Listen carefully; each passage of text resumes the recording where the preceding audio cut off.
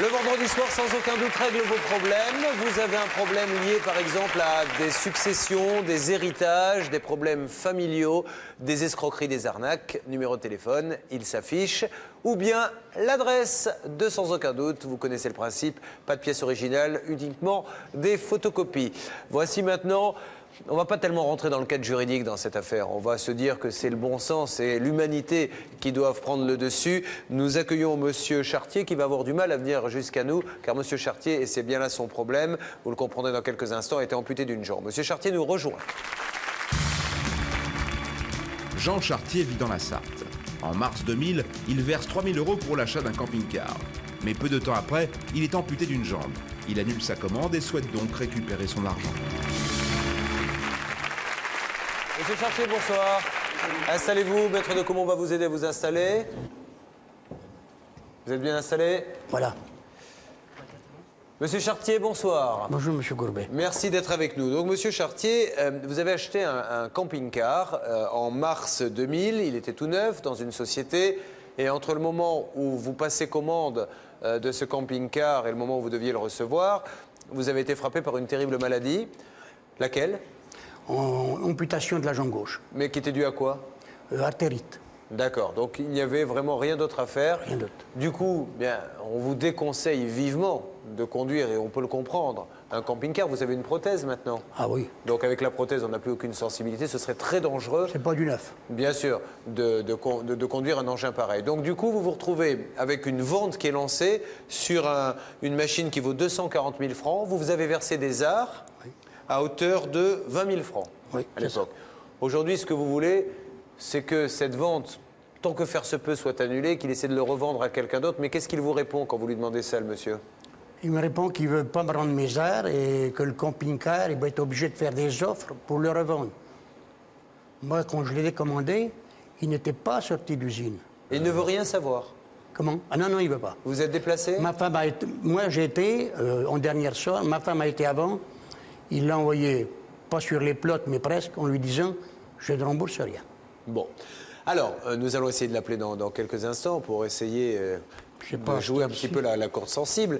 Mais moi, je me pose une question. Puisque ce monsieur dit « maintenant, je vais être obligé de le revendre », ça veut dire qu'il l'a commandé. Ça veut dire que le camion va arriver.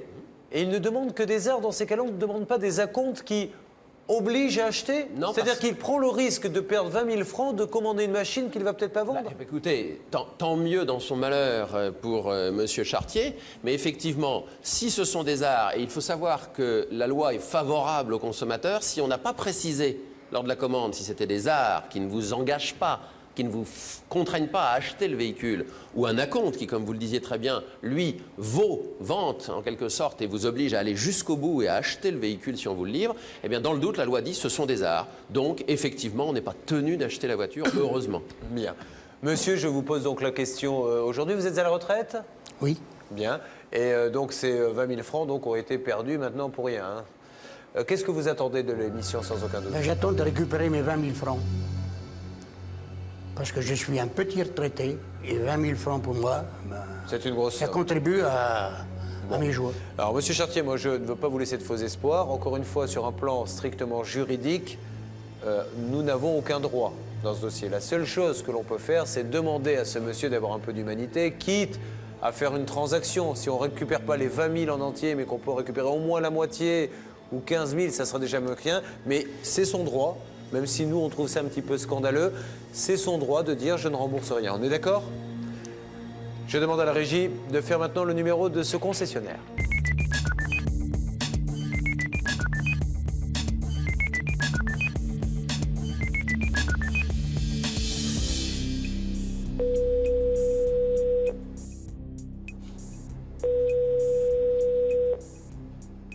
Oui, bonjour monsieur. Je suis Julien Courbet de l'émission Sans aucun doute. Oui. Excusez-moi hein, de vous importuner. Je vous appelle dans le cas de monsieur Chartier, vous savez, qui était amputé d'une jambe. Oui. Bon, on l'a rencontré. Le malheureux est désespéré. C'est vrai qu'aujourd'hui, il ne peut plus conduire ce camping-car. C'est vrai aussi qu'il vous avait versé des arts, que vous devez faire votre vente. Mais on voulait essayer de savoir, monsieur, comment on pouvait s'arranger. Il a une toute petite retraite, ce monsieur. Ça lui fait beaucoup d'argent perdu. Attendez, monsieur Julien Courbet, je ne répondrai pas à vos questions. D'accord. Voilà, j'ai pas d'autres... Mais vous voulez rien faire pour lui? Ah ben, non, mais ça a été vu et revu, ça remonte à 3 ans déjà, ça, monsieur Courbet. Non, mais d'accord, mais il y a 3 ans, vous lui avez fait une Oui, proposition? Non, mais écoutez, monsieur, c'est un chef d'entreprise. Il a aussi des bâtiments qu'il se donne, qu'il loue à des petits jeunes restaurateurs. Il ne leur fait pas de cadeaux non plus. Je vois pas pourquoi je lui en ferais. Hein? Ah, c'est pour ça alors, d'accord. Il faut tout savoir, hein, monsieur Courbet. Ah non, mais il est là, de toute façon, il est à côté de moi, Oui, hein, oui, monsieur d'accord, Chartier. non, mais attendez. Monsieur Chartier, vous louez des locaux à des petits artistes? Il y a des petits jeunes qui sont restaurateurs, et je trouve ce qu'il fait à ces petits jeunes, ben, c'est pas sympa. Eh ben, il faut le dire, qu'est-ce qu'il fait? Hein? Qu'est-ce qu'il leur fait? Bah écoutez, ça ne vous regarde pas, monsieur Courbet, ça vous regarde pas. Qu'est-ce que vous leur faites, monsieur Chartier? Je leur réclame un loyer plus élevé. Oui, voilà, et ça c'est pas... Avec le loyer qu'ils versent, Oui. ce n'est même pas le salaire d'un Oui, non, mais d'un monsieur, mendiant. Oui, non, mais... Donc en fait, vous êtes un peu l'avocat de ces jeunes gens, comme il Oui, leur tout fait à un loyer tout à élevé, fait. vous... Non, mais attendez, monsieur Courbet, ne vous mêlez pas des affaires de tout le monde. Moi, votre émission, je me suis dit, si jamais un jour je l'ai... Ah, ben c'est que, dites donc, j'ai dit, si vous vous êtes dit ça, c'est que vous pensez que vous auriez un problème un jour. Arrêtez, je vous en prie, vous m'avez abordé d'abord, je suis là pour vous répondre à midi et quart. Il y a des choses qu'il faut défendre, mais il y a des choses qu'il faut mettre en ligne quand même. Mais allez-y, Hein? mettons en ligne. Ben oui. Qu'est-ce que vous voulez mettre en ligne? Ah ben moi j'ai rien à mettre, hein. Ah bon, vous me dites qu'il faut mettre des choses en Monsieur ligne Carré. et maintenant vous me dites qu'il n'y a Oui, rien à mettre. non mais attendez, Alors. non, quand on commande un camping-car, quand Oui. on vous le laisse sur les bras, mais monsieur, il faut savoir que ça vaut des sous, il faut pouvoir le replacer.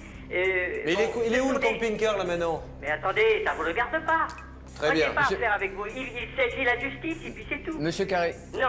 Monsieur Carré, s'il vous plaît, je suis consultant, je voudrais juste vous poser une question. Vous êtes dans un mais département... je vous vois Monsieur, très s'il bien vous plaît, que vous opérez depuis pas mal de temps, vous êtes une société sérieuse, vous avez un incident, un litige commercial avec un client potentiel, on comprend votre problème, vous devez vendre vos camping-cars, on peut le comprendre, mais dans la mesure où ce camping-car n'a jamais été donné donc au client, depuis 3 ans, vous n'avez pas trouvé de solution pour essayer de trouver une solution amiable avec ce client-là?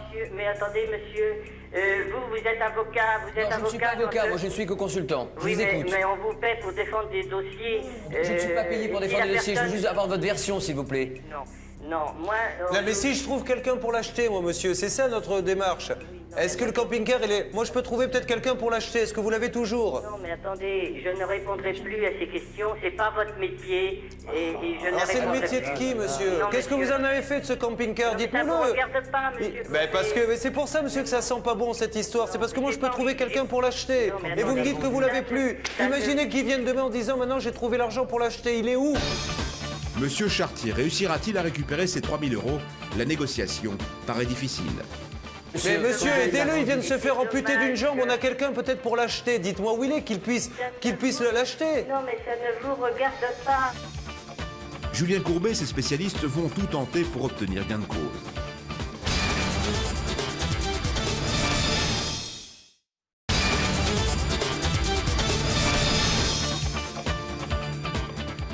Il y a quelques instants, Monsieur Chartier était venu sur le plateau de Sans aucun doute nous expliquer son problème. En mars 2000, il décide d'acheter un camping-car, mais peu de temps après, suite à une grave maladie, il est amputé d'une jambe. Le camping-car n'est pas sorti d'usine et M. Chartier souhaite récupérer ses 3 000 €. Le concessionnaire refuse, Julien Courbet et son équipe tentent de le faire changer d'avis. La négociation est mal engagée. Non, Qu'est-ce que monsieur. vous en avez fait de ce camping-car? Non, mais ça vous Dites-nous-le. regarde pas, monsieur. Mais parce que mais c'est pour ça, monsieur, que ça sent pas bon cette histoire. C'est parce que moi, je peux trouver quelqu'un pour l'acheter. Non, mais Et vous me attendez, dites que vous l'avez plus. ça, Imaginez qu'ils viennent demain en disant maintenant j'ai trouvé l'argent pour l'acheter. Il est où? Ça ne vous regarde pas. Ben, je sais bien que ça ne nous regarde Nous pas, avons monsieur. quelqu'un éventuellement qui pourrait être intéressé, monsieur. Mais monsieur, aidez-le, il vient de se faire amputer d'une jambe. On a quelqu'un peut-être pour l'acheter. Dites-moi où il est, qu'il puisse l'acheter. Non, mais ça ne vous regarde pas. Ça le Non, regarde à lui, vous êtes d'accord? Non, ce n'est plus la peine. Ce n'est pas la peine. oui. Parce Ce qu'il n'est doit pas être la loin, le peine. camping-car. Ce n'est pas la peine. C'est donc monsieur s'il vient vous voir aujourd'hui, je résume et on en reste Non, là. monsieur Il s'est fait Courbet, je amputer ne d'une défendrai jambe. pas votre cause. Il ne peut plus le conduire s'il vient vous voir monsieur en vous disant Courbet, monsieur, maintenant j'ai l'argent, je vais l'acheter. Qu'est-ce qui se passe? Et il a coupé. Ben, votre camping-car, monsieur, je Ah, peux il est vous dire malhonnête, que... hein. Très. Je peux vous dire que... Parce qu'il il se pose une vraie question, c'est de savoir ce qu'il a fait du camping-car, s'il a réussi à le vendre. Est-ce et qu'il à peut quel lui envoyer une prix lettre recommandée il a pour le réussi à le savoir? vendre, bien entendu. Est-ce que 3 ans, ce n'est pas trop tard? Bien sûr que non. Alors Parce que la question est effectivement que, faut se rappeler d'une chose, les arts, ça sert à quoi? Ça sert à dédommager l'une des deux parties à laquelle l'autre a fait faux bond et qui risque effectivement d'avoir des frais, de perdre de l'argent à cause de ça. Mais si ce monsieur qui veut pas nous dire où est le camping-car l'a finalement très bien vendu, Ce qui doit être le cas.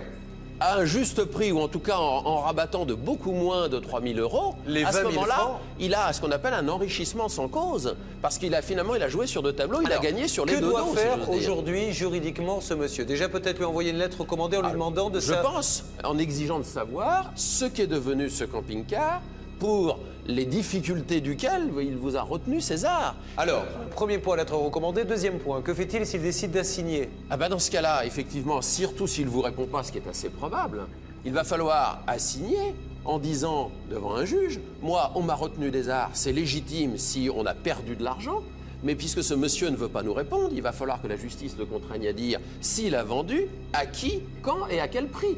Et combien il a perdu dans cette vente par rapport au prix qu'il m'avait fixé à moi. Mais il pourra dire ce qu'il veut aussi. Oui, Ah non, mais parce que là, devant la justice, on plaisante plus. Il y a une facture. On justifie, il y a des factures, il y a des livres comptables. Et donc là, on a la preuve. Et si ce monsieur, effectivement, a vendu le véhicule plein pot, passez-moi l'expression, c'est-à-dire qu'il n'a rien perdu là-dessus, à ce moment-là, il faudra qu'il justifie de la raison pour laquelle il garde les arts. Et là, ça sera un autre problème. Juste un mot pour compléter ce que dit Maître de Caumont. Peut-être aussi de voir le fabricant qui, lui, donc, a dû livrer. S'il n'a pas livré le camion, c'est peut-être un arrangement qu'ils ont eu entre eux. Et à ce moment-là, on verra, en fait, compte que les 3 000 euros Oui, étaient mais conservés ce qui est sciemment tout à fait possible.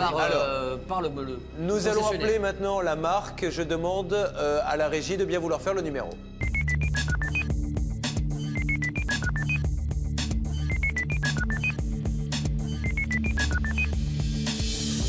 En coulisses, un de nos journalistes a contacté le responsable pour lui exposer le problème. Écoutez, Monsieur Courbet, moi, comme vous l'avez dit, le journaliste que j'ai eu juste avant vous m'a indiqué l'affaire que je découvre un petit peu à l'instant. Bien sûr. Donc, si vous voulez, moi, aujourd'hui, ma réaction est de dire, vu l'historique de cette histoire et les problèmes qu'a rencontré votre auditeur, il faut effectivement qu'on essaye d'observer ce que l'on peut faire et ce qu'il y a moyen de faire. Je crois que notre partenaire qui a fait la transaction initiale avait répondu dans un premier temps de façon un petit peu, je pense, épidermique, sous le coup de l'énervement d'une affaire qui était un petit peu Ce qui peut ancienne. arriver. Et je suppose qu'il y a moyen de prendre contact avec notre partenaire et de voir qu'est-ce qu'il est possible de faire pour solutionner au mieux ce litige. D'autant plus que visiblement, quand il s'est fait amputer de cette jambe et qu'il a dit je peux plus lâcher parce que j'ai plus le droit de conduire, il n'était pas là encore. Hein. La machine n'était pas là, elle était encore en usine, elle n'était pas sortie d'usine. Donc il y avait peut-être possibilité à l'époque de tout stopper ou voyez, d'aiguiller ce camping-car vers une autre concession. Enfin, il y avait une solution à trouver. Donc, probablement, c'est quelque chose qui maintenant est un peu ancien, qui comme je vous le dis, je découvre il y a D'accord. 5 minutes, donc j'ai du mal. Permettez-moi simplement de prendre contact, de faire le tour, d'essayer de trouver une solution qui soit acceptable pour tout le monde.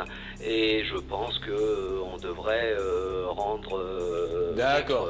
votre auditeur quelqu'un de satisfait. Eh ben, c'est hein. très sympa, Le but- monsieur. Le but Mais- n'étant pas d'être inhumain. Voilà, parce que sincèrement, avouez que c'est pas de chance. Hein. Il est là, il vous écoute, vous vous rendez compte, il avait choisi votre marque, c'était un peu le camping-car de ses rêves pour partir en vacances et on lui coupe une jambe quelques jours après. Donc le malheureux, c'est vraiment pas de la mauvaise volonté. Il n'a pas changé d'avis. Mais si jamais vous ne pouvez pas faire quelque chose, essayez au moins de nous dire ce qu'il est devenu, puisque maintenant qu'on lui a pris ses sous, ses 20 000 francs d'art, ce qui me paraît d'ailleurs un peu... Ça me paraît incroyable qu'on demande des arts. En général, c'est un acompte qu'on demande quand on fait une vente. Essayons de savoir au moins où est passé ce camping-car pour voir si je peux pas trouver quelqu'un pour lâcher. Mais je pense que vous pourrez faire quelque chose, vous. Oui, moi je pense qu'on va essayer de remonter un petit peu l'histoire, avoir l'écho de notre partenaire, et puis d'ici quelques jours on y verra plus clair et il y aura probablement Bon. une solution qui ira dans C'est dans un parfait. sens favorable. Et on essaie de se rappeler, quoi, dans une semaine? Sans problème. Merci, monsieur. Excusez-nous de vous avoir dérangé. Je vous en prie. Merci beaucoup.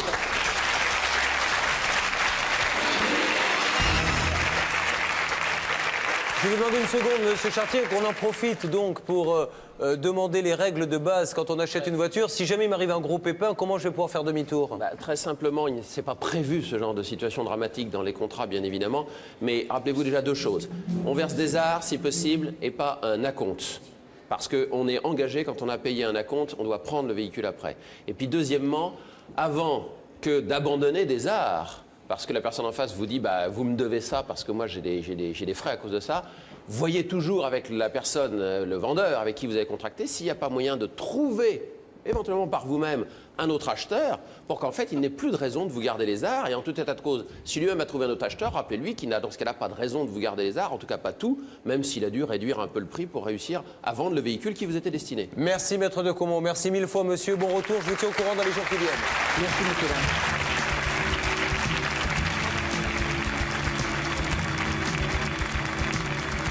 Quelques jours plus tard, le dossier de M. Chartier a enfin évolué.